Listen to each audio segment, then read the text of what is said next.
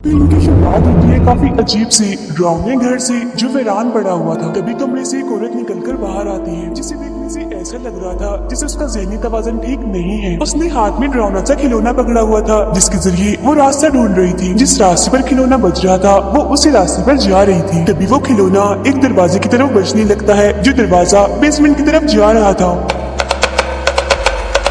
अंदर आने के बाद वो खिलौना एक गद्दे की दीवार के पास बजने लगता है। तो वो औरत उस गद्दे की दीवार में एक सुराख करके झांकने लगती है। अब आगे क्या हुआ ये हम नहीं देख पाते। फौरन बाद ही हम देखते हैं आइजक को जिसका 1 साल पहले एक्सीडेंट हुआ था जिसमें उसकी याददाश्त चली गई थी। आइजक का दोस्त उसे एक लड़की और घर की देखभाल का काम देता है ताकि पैसों की जो उसे तंगी है वो खत्म हो जाए और वो अच्छा कमा सके। अब आइजक का दोस्त यानी बेरेट बताता है कि कुछ वक्त पहले ही मेरे भाई ने अपनी जान ले ली। तब से उसकी वाइफ भी गायब है जिस वजह से उनकी इकलौती बेटी अकेली पड़ गई है यानी मेरी भतीजी, और उसी का तुम्हें ख्याल रखना है। इस काम को करने के लिए मैं तुम्हें बहुत सारे पैसे दूंगा। अब यहाँ आइजक सोच में पड़ जाता है कि देखभाल करना तो मामूली सा काम है तो ये मुझे इतने ज्यादा पैसे क्यों दे रहा है। लेकिन क्योंकि उसे पैसे चाहिए थे इसीलिए वो मान जाता है काम के लिए। अगले दिन वो दोनों घर पहुँचते हैं लेकिन ये घर काफी वीरान जगह पर था, वो भी नदी के बिल्कुल बीचों बीच एक आइलैंड पर। ये देखकर आइजक घबरा जाता है और अपने दोस्त से सवाल करता है कि तुमने पहले क्यों नहीं बताया कि तुम्हारे भाई का घर नदी के बीच में है, क्योंकि मुझे तो तैरना ही नहीं आता। लेकिन बेरेट उसे जैसी तैसी मना लेता है। अब ये वही घर होता है जिसमें हमने उस अजीब सी औरत को देखा था जो खिलौने से रास्ता ढूंढ रही थी। ये घर आज भी वीरान था,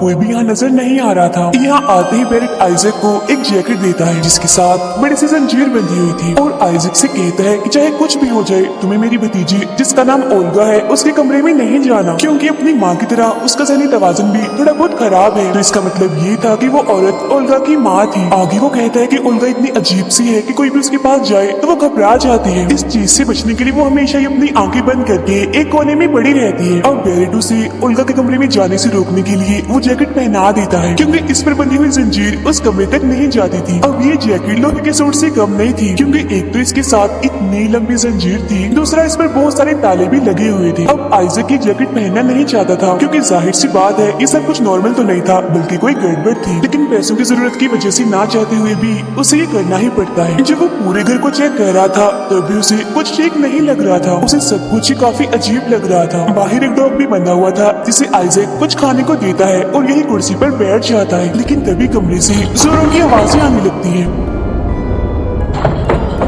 तब आइजक को लगता है कि शायद ये ओल्गा होगी, इसीलिए वो फौरन उसी कमरे के पास जाता है। लेकिन जंजीर की वजह से वो अंदर जा नहीं पाता। रात को जब वो अपने कमरे में सोने जाता है तो तभी दीवार पर लगी तस्वीर एकदम से गिर जाती है जिसमें एक लड़की ने वही डरावना सा खिलौना पकड़ा हुआ था और वो तस्वीर उल्टी गिरी थी। लेकिन थोड़ी देर बाद वो खुद ब खुद सीधी हो जाती है और तस्वीर में जो लड़की थी उसकी आंखें भी काफी खुल जाती है जो कि पहले नॉर्मल थी, जिससे वो काफी भयानक दिखने लगती है। ये देखकर आइजक काफी डरने लगता है और ये जानने के लिए कि आखिर सब कुछ क्या हो रहा है और घर में क्या अजीब है वो पूरे घर को चेक करने लगता है। लेकिन तभी वहाँ ओल्गा जाती है जिसने हाथ में क्रॉसबो पकड़ा हुआ था, एक किस्म का हथियार जिसमें तीर होता है। वो बताती है कि मेरी मॉम बिल्कुल पागल थी, वो हमेशा ही मेरे डैड को ये जैकेट पहनाकर घर में कैद रखती थी। इस जैकेट के ताले की चाबी वो हमेशा ही अपने गले में पहनकर रखती थी। लेकिन फिर एक दिन मेरी माँ गायब हो गई। मेरे डैड को लगा कि वो बेसमेंट में गई होगी तो वो उनको चेक करने वहाँ गए, लेकिन तभी अंदर से बेसमेंट का दरवाजा बंद हो गया। मेरे डैड को घबराहट की दौरे पड़ती थी जिस वजह से डरते डरते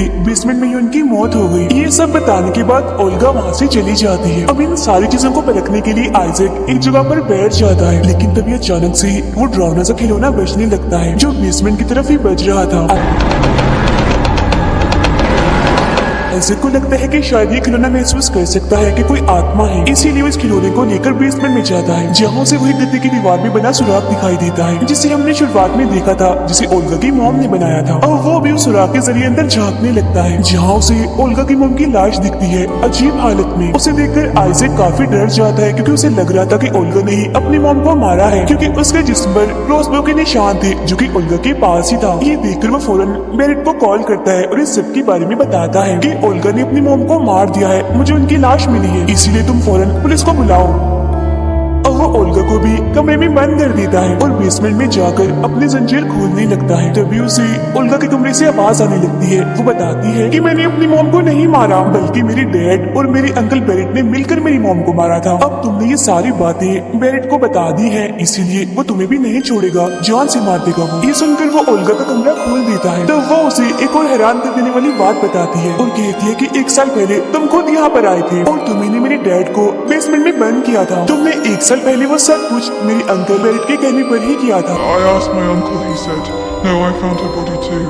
लेकिन आइजक को कुछ भी याद नहीं था, इसीलिए वो कुछ समझ नहीं पाता। वो कहता है कि मुझे भी बेरेट ने बताया था कि तुम्हारा ज़हनी तवाज़ुन ठीक नहीं है, इसीलिए तो तुम ये सब बातें कर रही हो, क्योंकि आज से पहले मैं इस घर में कभी नहीं आया। फिर वो दोबारा से बेरेट को कॉल करता है और कहता है कि ओल्गा अजीबो गरीब बातें कर रही है, उसे समझाओ तुम। लेकिन फोन पर उल्टा वो ओल्गा को ये बताता है कि तुम्हारे माँ बाप के साथ जो भी हुआ वो मैंने नहीं बल्कि आइजक ने किया। ये सुनते ही वो काफी हैरान होता है और ओल्गा से कहते हैं कि मैंने कुछ नहीं किया, ना ही मैंने तुम्हारे माँ बाप को मारा है, लेकिन फिर भी अगर तुम्हें ऐसा लगता है कि सब मैंने किया तो बेशक तुम पुलिस को बुला सकती हो। लेकिन वो ऐसा नहीं करती। अब आइजक बेसमेंट में चला जाता है ताकि वो अपनी जैकेट में लगी जंजीर को खोल सके, लेकिन वो नहीं खोल पाता। अब वो एक सुराख के जरिए ओल्गा के कमरे में रखी हुई चाबी को चुराने की कोशिश करता है, लेकिन ओल्गा उसे देख लेती है और गुस्से में उसकी उंगली तोड़ देती है।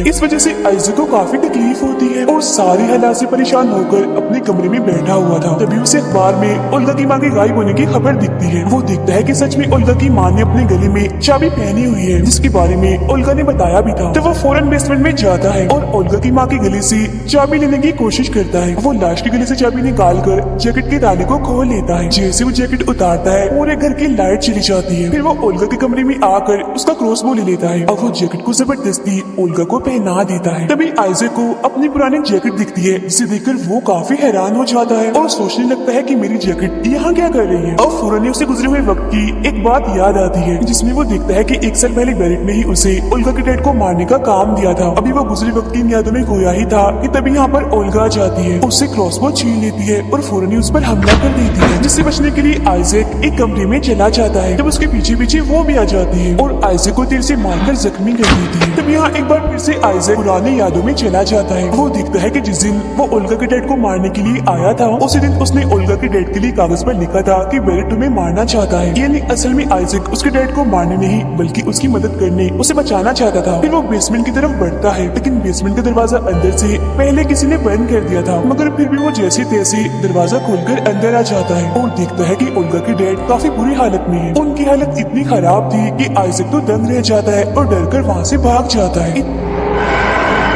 इतनी देर में बेरेट भी यहाँ पर आ चुका था और वो आइजक से पूछता है क्या तुमने अपना काम कर दिया, जिस पर वो कहता है मैं अपना काम करने ओल्गा के डैड को मारने गया था, लेकिन दरवाजा अंदर से बंद था। अब बेरेट के हाथ वो कागज लग जाता है जिस पर आइजक ने ओल्गा के डैड को लिखा था कि वो आपको मारना चाहता है। अब उसे पता चल चुका था कि घर में और कोई तो है नहीं, तो ये हरकत आइजक ने की। इस वजह से उसे आइजक पर काफी गुस्सा आता है, लेकिन वो ये बात आइजक को महसूस होने नहीं देता कि उसे पता चल गया है कि किसने लिखा है। अब उसे शक भी होता है कि कहीं इसने पुलिस को तो नहीं सब बता दिया, इसीलिए वो बहाना करके घर से बाहर चला जाता है। लेकिन वो कहीं नहीं गया था बल्कि वहीं पर ही छुपा हुआ था। फिर रात को जब आइजक छत पर था तो उसके पास बेरेट आता है। वो उसे छत से धक्का देकर नीचे गिरा देता है। दरअसल यही वो हादसा था जिस वजह से आइजक की याददाश्त गई थी। अब ये सारी बातें याद आती मौजूदा वक्त में उसकी याददाश्त भी वापस आ चुकी थी, जिस वजह से वो घर से भागने लगता है। तभी उसे रास्ते में ओल्गा की माँ की आत्मा दिखाई देती है जो उसे डराने की कोशिश करती है, जिससे डरकर वो चिल्लाने लगता है और उसी कमरे में आ जाता है जहाँ ओल्गा की माँ की लाश थी।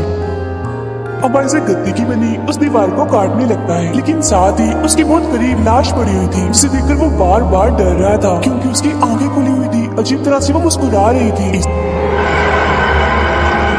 इसीलिए वो लाश के मुंह पर अपनी टोपी पहना देता है, लेकिन उसकी टोपी में सुराख हो जाता है और वो लाश अभी भी आइजक को ही देख रही थी घूर कर। अब ये देखकर उसे डर लगने लगता है, लेकिन तभी यहाँ पर ओल्गा जाती है और अपनी मॉम की लाश से क्रॉसबो का तीर निकाल देती है। इतनी ही देर में यहाँ बेरेट पहुँच जाता है और उसे पूछता है कि आइजक कहाँ है। दरअसल आइजक दीवार की दूसरी तरफ छुपा हुआ था। ओल्गा बताती है कि उसे मैंने अपने कमरे में बंद करके रखा हुआ है, लेकिन इसी बीच बेरेट को पता चल जाता है कि आइजक दीवार के उस पार छुपा हुआ है, यानी गद्दी वाली दीवार के पीछे। इसीलिए वो उस दीवार को तोड़ने लगता है ताकि आइजक को वहाँ से निकाल सके, लेकिन पीछे से ओल्गा क्रॉसबो उस पर चला देती है जो तीर बेरेट के कमर पर लगता है। इसके बाद वो बेसमेंट को बंद करके वहाँ से चली जाती है जहाँ आइजक और बेरिट दोनों थे। तीर लगने की वजह से बेरिट जख्मी था, लेकिन वो फिर भी आइजक को अपनी बातों में फंसाने की कोशिश करता है। वो कहता है कि बाहर आ जाओ, यहाँ से निकलने के बाद हम भाग जाएंगे। लेकिन सच तो ये था कि वो आइजक को यहाँ से निकालने नहीं बल्कि उसे मारना चाहता था। इसीलिए वो हाथ में एक लकड़ी पकड़ लेता है ताकि जैसे आइजक बाहर आए ये फौरन ही उसे मार दे। लेकिन तभी उसे आइजक की आवाज सुनाई देती है जो कहता है कि मैं तो पहले ही बाहर आ चुका हूँ, तो फिर तुम किसे बाहर बुला रहे हो। ये सुनकर बेरिट की हालत खराब हो जाती है। वो काफी घबरा जाता है। उसे कुछ भी समझ नहीं आ रही थी कि उसके साथ ये क्या हो रहा है। दीवार के पीछे अगर आइजक नहीं है तो कौन है। और तभी उस दीवार के पीछे से